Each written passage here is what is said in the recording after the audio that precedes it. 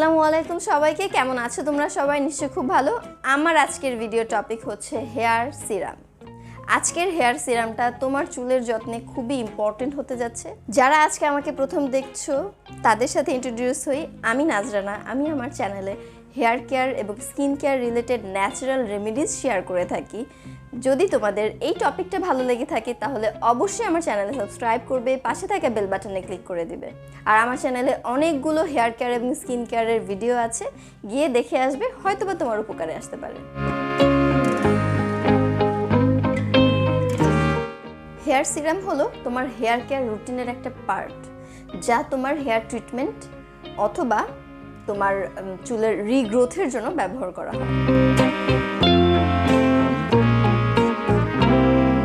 Hair serum traditional যে অয়েলগুলো আছে সেগুলোর বিপরীতে কাজ করে। এটা কিউটিকেলসের সারফেসে স্টে করে এবং যারা সফট, মসৃণ আর শাইনি চুল চায় তাদের জন্য হেয়ার স্টাইলিংয়ের টুল হিসেবেও কাজ করে।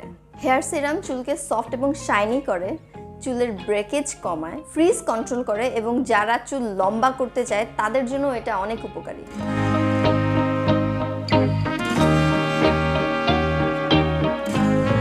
মার্কেটে এত এক্সিস্টিং হেয়ার সিরাম থাকতে তুমি কেন হোমমেড হেয়ার সিরাম ব্যবহার করবে? কারণ মার্কেটের বেশিরভাগ হেয়ার সিরামগুলোতে সিলিকন থাকে, যা তোমার চুলে তোমার কিউটিকেলসের উপরে একটা প্লাস্টিকের আবরণ তৈরি করে। সিলিকনের পাশাপাশি কমার্শিয়াল সিরামগুলোতে অনেক হার্ড কেমিক্যাল থাকে, যা শেষ পর্যন্ত তোমার চুলের কিউটিকেলগুলোকে ক্ষতিগ্রস্ত করে, যার ফলে তোমার চুলের ব্রেকেজ এবং স্প্লিট এন্ডস এর যেই সম্ভাবনা থাকে, যে প্রবলেমটা থাকে, সেটা শুরু হয়ে যায় অথবা বেড়ে যায়। তবে কমার্শিয়াল সব সিরামগুলোই যে ভালো না অথবা তোমার চুলের ক্ষতি করবে বিষয়টা তা না। অনেক ভালো সিরাম আছে, কিন্তু সেগুলোর প্রাইসও অনেক হাই। তো হোমমেড সিরাম ব্যবহার করলে যেটা হবে সেটা হচ্ছে যে আমরা কম প্রাইসের মধ্যে একদম কমার্শিয়াল সিরামের চাইতেও ভালো সিরাম আমরা তৈরি করতে পারবো। লাস্ট আমি যে সিরামের ভিডিওটা আপলোড করেছিলাম সেখানে আমি অ্যালোভেরার একদম পিওর জেলটা ব্যবহার করেছি, ন্যাচারাল জেলটা ব্যবহার করেছি। তো ন্যাচারাল অ্যালোভেরার জেলে অনেকেরই অ্যালার্জি থাকে, অনেকেরই সেটা স্যুট করে না, বেশিরভাগেরই স্যুট করে না। সো এইবার আমি তোমাদের জন্য একটা ডিআইওয়াই সিরাম নিয়ে এসেছি, যেখানে অ্যালোভেরা জেল ব্যবহার করছি, তবে সেটা মার্কেটেরটা।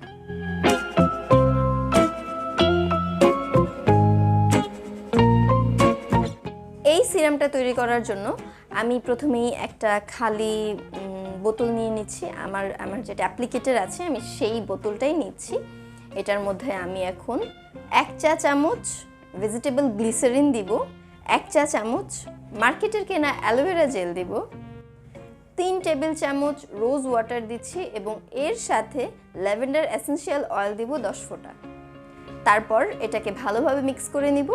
মিক্স করে নেওয়ার পরে আমি এই সিরামটা আরেকটা স্প্রে বটলে ট্রান্সফার করছি।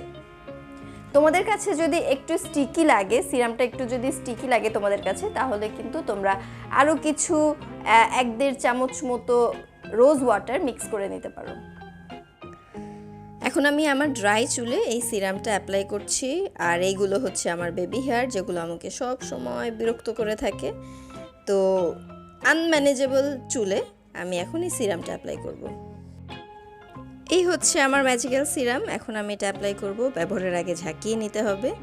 তো স্প্রে করে অ্যাপ্লাই করব, তারপরে আঁচড়ালেই তোমরা দেখতে পাবে যে এটা একদম স্মুথ করে দিচ্ছে চুলটাকে। আর তোমাদের মনে হতে পারে যে মাত্রই লাগালাম, মাত্র তো স্মুথ লাগবে। তো আমি তোমাদেরকে 2-3 ঘন্টা পরের লুকটাও দেখাবো। এই সিরামটা তোমরা ফ্রিজে দীর্ঘদিন সংরক্ষণ করতে পারো, কারণ আমি এই সিরামের মধ্যে গ্লিসারিন, ল্যাভেন্ডার অয়েল, তারপরে হচ্ছে রোজ ওয়াটার, তারপরে হচ্ছে অ্যালোভেরা জেল, যেটা মার্কেটের ব্যবহার করেছি।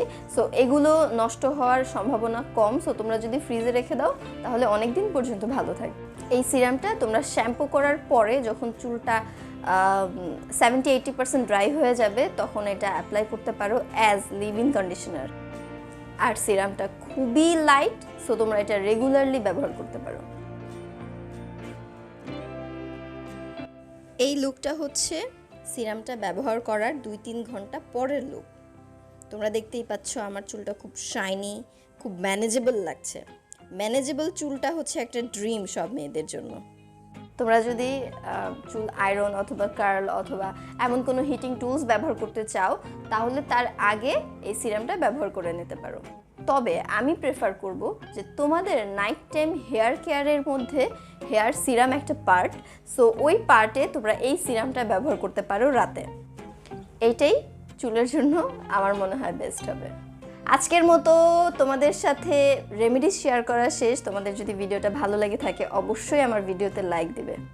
তোমরা চাইলে আমাকে সোশ্যাল মিডিয়ায় ফলো করতে পারো। সোশ্যাল মিডিয়ার লিঙ্কগুলো আমি ডেসক্রিপশন বক্সে দিয়ে দিব। আমার একটা ছোট্ট ফেসবুক গ্রুপ আছে, তোমরা সেখানে জয়েন করে তোমাদের প্রবলেমগুলোও শেয়ার করতে পারো। আর পরবর্তীতে কি ভিডিও চাও সেটা জানিয়ে আমাকে কমেন্ট করবে।